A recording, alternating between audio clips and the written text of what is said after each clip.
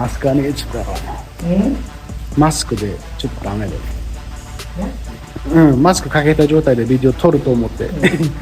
Assalomu alaykum, hurmatli sifatga befarq bo'lmagan ishlab chiqarish rahbarlari. Hozir sherigim bilan o'tgan safar qo'ygan stolimizni yangi ishlab chiqargan yangi modelimizni mesh type deydi, ya'ni to'rlik. Suyanchig'i to'rli bo'lgan stolimiz yetib keldi. Hozir sherigim bilan test jarayoniga tayyorlash davomida har xil holatlarga hisob ko'ryapmiz bu stolni. Sherigim qara Ferrari'ga o'xshatib qo'ydim stolni deb maqtanyapti menga. Bilsanglar, Italiyalik Ferrari kompaniyasi qizil rangdan ko'p foydalanadi. Biz ham xuddi shunaqa stolni Ferrari'ga o'xshatib qo'yibmiz. Bu bosadigan tochkalari stol shunga qarab turib tez jarayonni o'tganligini bilish mumkin. Mesh type bo'lganligi uchun mesh type'da to'r qanchalik cho'ziladi yoki bo'lmasam bu kirgan joyidan qanchalik chiqib ketadi, shuni ham bilishni xohlayapti. Qizil chiziq bilan plastik bilan to'r o'rtasiga chizib chiqildi. Aylanasiga ko'rsanglar bo'ladi. Bu qanchalik mana bu plastikdan to'r qochadi degan narsani, ya'ni test o'tkazayotganimiz. Ikkinchisi har xil oraliqlarda oq liniyalar bilan belgilab chiqdik. Bu tepa pastga siljishini tekshirish uchun.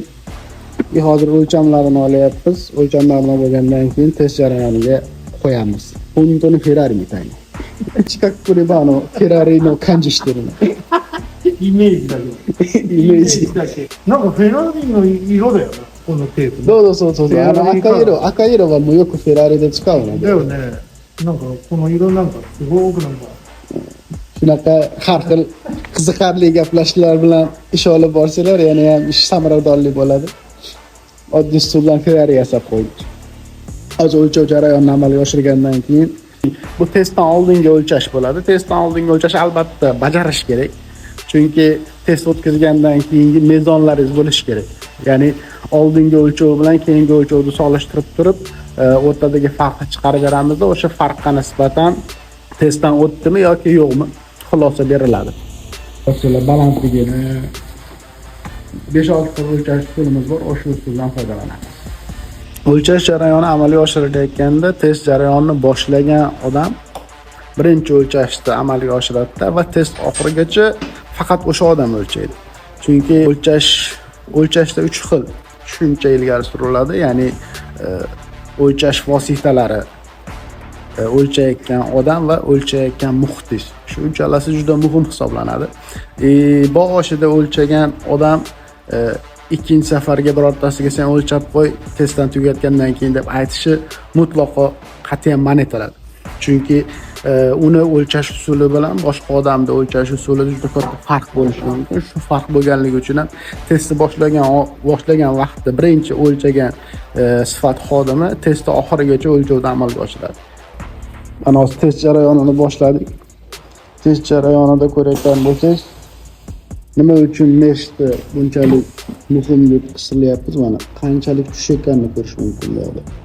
Mesh qanchalik cho'zilayotganini ko'rish mumkin. Ya'ni to'r, spinkani to'ri qanchalik cho'zilayotganini. Bu spinkaga berilayotgan kuch 56 kilo. 56 kilo, sidinaga berilayotgan kuch 130 kilo. 130 kilo bilan 56 kilo bosganda stolimiz yechim qanchalik dosh berishini bilish uchun o'tkazilyapti testlar. Hozircha to'rimizda hech qanaqa o'zgarish sezilmayapti. To'rlarni bilsanglar, issiqlikka qo'ygandan keyin yana o'zini holatiga qaytadi. Qaysidir videoda menimcha aytgandim, 200 gradus issiqlikda bu simlik to'rlarimiz. Mana bu chipdagi to'rlarda shunaqa bo'ladi. Film yaxshi, muammo unchalik bilmayapti. Bu narsa 10 marta bosiladi. 10 marta 10 sekunddan bosiladi. 10 marta 10 sekunddan bosilib turib, yana qayta o'sha boshidagi o'lchamlarni olib turib, oldingi o'lchamlarga solishtiriladi. Muammo bo'lmasa, keyingi test jarayoniga o'tamiz.